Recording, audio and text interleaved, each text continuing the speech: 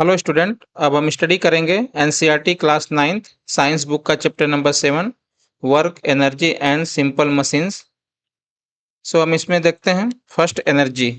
सो energy को define करते हैं। सो डेफिनेशन ऑफ एनर्जी क्या है? Energy is the capacity to do the work. Energy क्या है? कैपेसिटी है टू डू द वर्क। हम इसको अदर वर्ड में क्या बोल सकते हैं? Energy required to carry out task. कोई भी काम करने के लिए हमें क्या चाहिए? एनर्जी रिक्वायर्ड चाहिए। एग्जाम्पल के लिए देखते हैं। फूड क्या है? Food provide energy to walk. जो फूड है वो एनर्जी क्या करता है? वॉक के लिए प्रोवाइड कराता है। या electricity provides energy to rotate a fan. किसी फैन को रोटेट करने के लिए हमें क्या चाहिए? इलेक्ट्रिसिटी चाहिए। और fuel provides energy to move a car. Fuel क्या होता है? इस कार को मूव करने के लिए क्या करता है? एनर्जी प्रोवाइड करता है। सो एसआई यूनिट क्या है? एनर्जी की एसआई यूनिट क्या है? जूल और न्यूटन मीटर और केजी मीटर स्क्वायर पर सेकेंड स्क्वायर। अब देखते हैं वर्क। वर्क क्या होता है? इसको डिफाइन करते हैं। Work is the measure of energy transfer. क्या है? एनर्जी ट्रांसफर है। That occur when a force move an object across a specific displacement करता है तो उसे हम क्या बोलते हैं? वर्क। तो इसकी SI unit joule, newton metre और केजी मीटर स्क्वायर पर सेकेंड स्क्वायर। सो हमने देखा कि जो इस वर्क की एनर्जी यूनिट है वही क्या है? एनर्जी की भी यूनिट है। तो इसका मतलब क्या है? वर्क और एनर्जी क्या है? सिमिलर है या नहीं है? तो यूनिट वाइज तो बोथ आर सिमिलर। सो हमें देखेंगे कि बोथ आर इक्विवेलेंट। वर्क और एनर्जी क्या है? इक्विवेलेंट है। बट कंसेप्चुअली क्या है? वो डिफरेंट है। इक्विवेलेंट क्यों है? क्योंकि देखें इनकी क्या है? यूनिट सेम है। दोनों स्केलर क्वांटिटी है। Scalar means only magnitude. Magnitude means only numerical value. And third क्या है? वो एक दूसरे से इंटरचेंजेबल मीन्स एनर्जी को वर्क में और वर्क को एनर्जी में चेंज किया जा सकता है। कंसेप्चुअली क्या है? डिफरेंट क्यों है? क्योंकि energy is a state of function. किसी भी स्टेट का क्या है? फंक्शन है। एनर्जी क्या है? किसी स्टेट का क्या है? फंक्शन है। वाइल वर्क क्या है? Is an action. वर्क क्या है? एक एक्शन को इंडिकेट करता है। सो ये क्या है? कंसेप्चुअली क्या है? ये डिफरेंस है। अब देखते हैं work done by a constant force. कोई कांस्टेंट फोर्स है तो कितना वर्क डन होगा? So work done on an object by constant force कितना होगा? कितना फोर्स अप्लाइड है, कितना डिस्प्लेसमेंट है in the direction of force. So mathematically अगर देखें तो W क्या अगर वर्क डन है, F क्या फोर्स, S क्या डिस्टेंस, तो W equal to F into S, इसका फार्मूला होगा। यूनिट क्या होगी इसकी? जूल, न्यूटन मीटर और केजी मीटर पर सेकेंड स्क्वायर। हम इसको प्रूव भी कर सकते हैं न्यूटन मीटर क्यों है, क्योंकि हमें पता है W इक्वल टू क्या है? F into S. एफ को किस में फाइंड आउट करते हैं? न्यूटन में। डिस्टेंस को किस में करते हैं? मीटर। सो ये क्या हो जाएगा? Newton metre. इसी तरह हम इसको भी प्रूफ कर सकते हैं। डब्ल्यू क्या होता है? F into S. एफ क्या होता है? एम में Newton second law into S. A M means mass means K G. A क्या है? मीटर पर second square into S. Distance कितना है? डिस्टेंस को हम मीटर में फाइंड आउट करते हैं। सो क्या हो जाएगा? के जी मीटर मीटर मीटर स्क्वायर ए पर सेकेंड स्क्वायर। ये इसकी यूनिट हो जाएगी। अब अगर देखें अगर हमारा फोर्स क्या है, अगर 1 न्यूटन है, डिस्प्लेसमेंट कितना है? 1 मीटर है, तो इनका मल्टीप्लाई करने पर क्या हो जाएगा? 1। सो ये 1 क्या हो जाएगा? जूल। तो हम 1 जूल को डिफाइन कर सकते हैं। 1 जूल क्या है? 1 joule of the work is the done on a object when a constant force of 1 newton. कितना? ये 1 newton is applied to it and it is displaced by 1 metre. कितना डिस्प्लेस हो जाएगा? 1 metre in the direction of force. So उसे हम इसका क्या करेंगे? उसे क्या बोलेंगे? 1 जूल।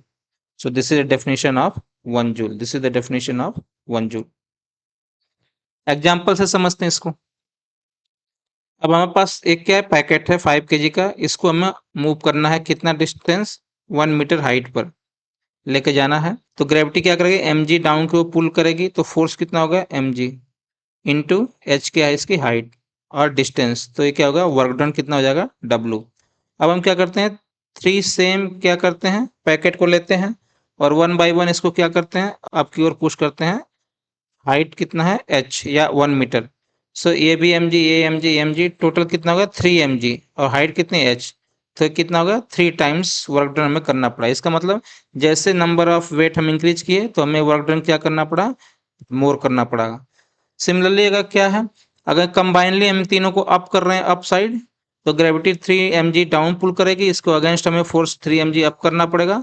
अगर हमें सेम हाइट 1 मीटर अप इसको ऊपर लिफ्ट करना है तो क्या होगा 3 mg into height. So again हमारा क्या है, वर्क डन 3 टाइम्स इंक्रीज हो गया। नेक्स्ट स्टेप में क्या करते हैं, एक ही सिंगल पैकेट लेते हैं और लेकिन इसको क्या करते हैं 1 मीटर के बजाय 3 मीटर, यहाँ हमने क्या किया था 1 मीटर अप लिफ्ट किया था, यहाँ करेंगे 3 मीटर लिफ्ट करते हैं।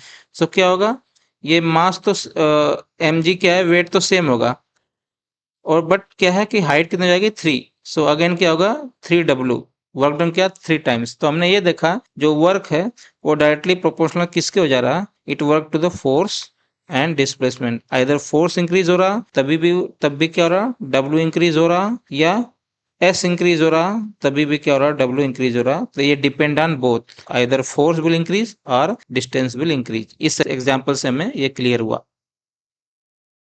अब देखते हैं वर्क डन। इस केस में कितना होगा, फोर्स भी इस डायरेक्शन में, डिस्प्लेसमेंट भी इस डायरेक्शन में, तो वर्क डन कितना होगा फोर्स इंटू डिस्प्लेसमेंट। अगर कोई ऑब्जेक्ट क्या है ऊपर की ओर थ्रो किया जाता है तो क्या है, फोर्स यहाँ सेम डायरेक्शन फोर्स है, डिस्प्लेसमेंट भी सेम है, अगेन यहाँ W equal to F into S हो जाएगा। अगर ये कोई ग्राफ हमें गिवन है, कोई ग्राफ गिवन है जिसमें फोर्स वर्सेस डिस्प्लेसमेंट ग्राफ है, अगर एक लाइन आ रही है तो अगर हमें वर्क डन निकालना है तो इसकी एरिया निकालनी होगी, this area line between x axis. So area कितनी हो जाएगी इसकी, अगर length into breadth. So length कितना है यहाँ से यहाँ तक, यहाँ से लेकर यहाँ तक 10, और ब्रेथ कितना है यहाँ से लेकर यहाँ तक 4।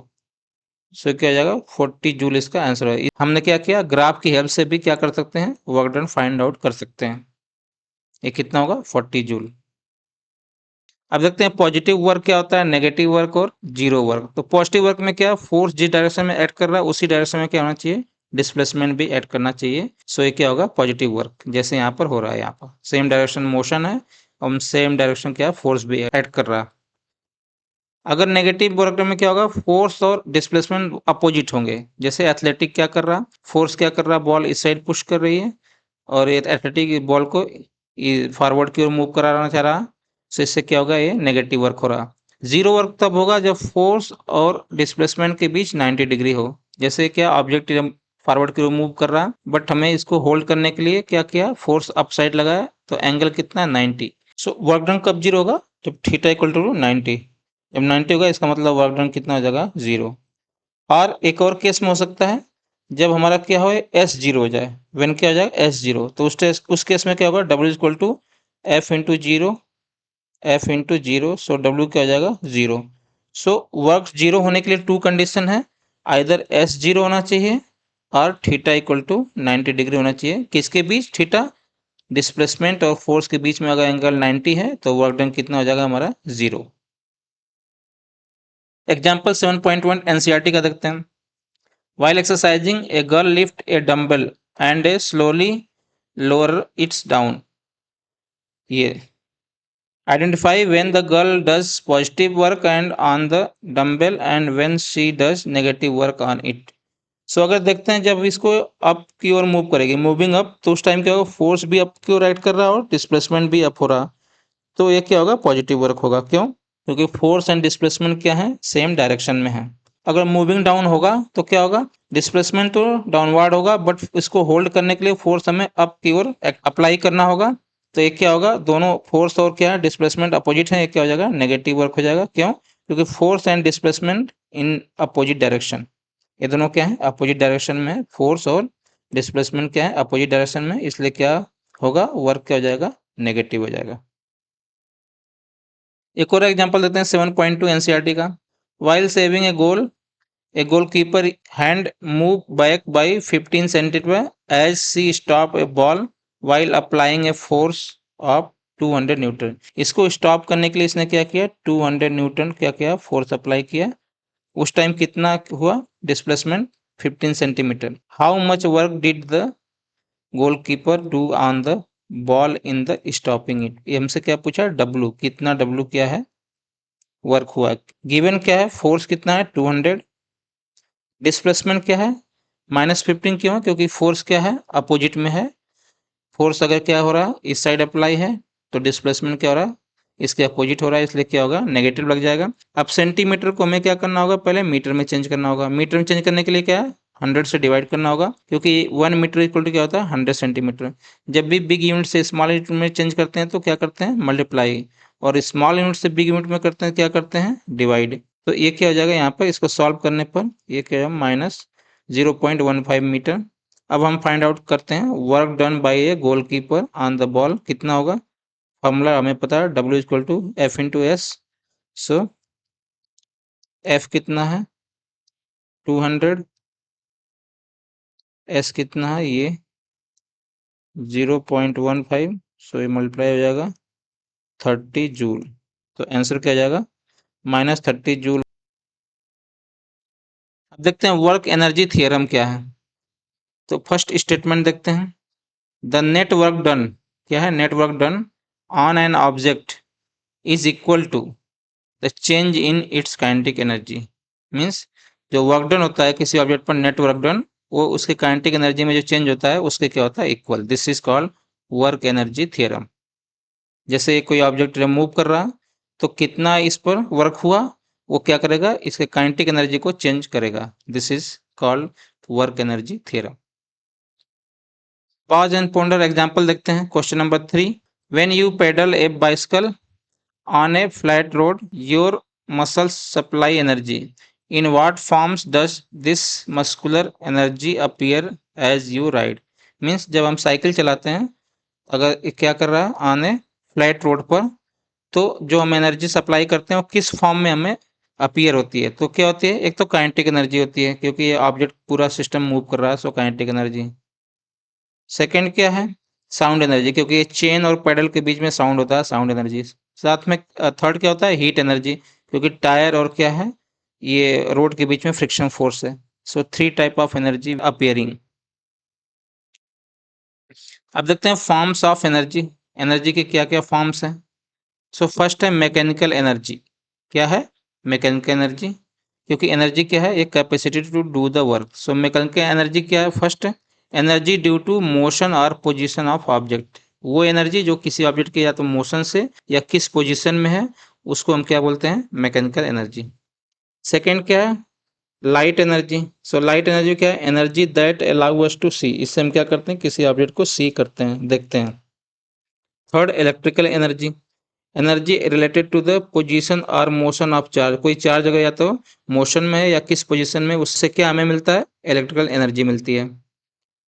नेक्स्ट है chemical energy, energy store in a fuel and food in the form of chemical bond between atom. बहुत सारे एटम के बीच में जो केमिकल बॉन्डिंग होती है उससे क्या होता है जो हमें एनर्जी मिलती है। फॉर एग्जांपल जैसे फ्यूल हो गया या हम खाना खाते हैं तो वो क्या होता है केमिकल बॉन्ड होते हैं वो ब्रेक होते हैं, वो हमें क्या देते हैं एनर्जी देते हैं, इसे क्या बोलते हैं केमिकल एनर्जी।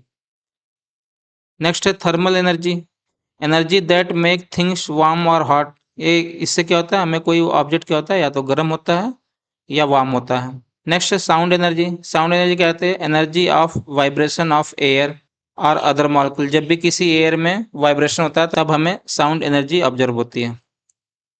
न्यूक्लियर एनर्जी देखते हैं, energy store in the nuclei of atom. Atom के जो न्यूक्लियस में जो एनर्जी स्टोर होती है उसे हम क्या बोलते हैं न्यूक्लियर एनर्जी बोलते हैं। सो नेक्स्ट पार्ट में हम डिटेल में क्या करेंगे मैकेनिकल एनर्जी को स्टडी करते हैं नेक्स्ट पार्ट में।